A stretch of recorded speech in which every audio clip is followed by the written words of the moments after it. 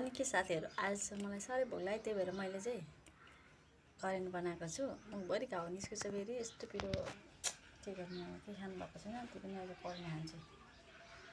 है साथीहरू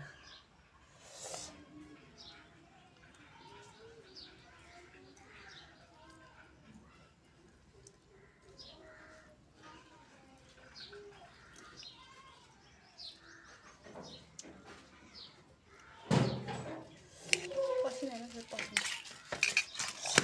लाग्यो पसिना हाल्नु गर्नु नै खोज्छ करेन्ट नखान त्यही भएर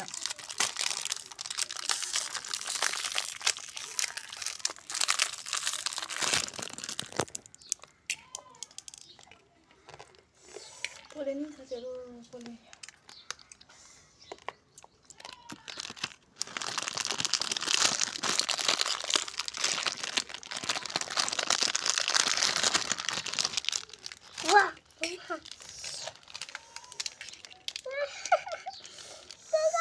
पिरो हाल्नु धेरै टेस्टी क्या साथीहरू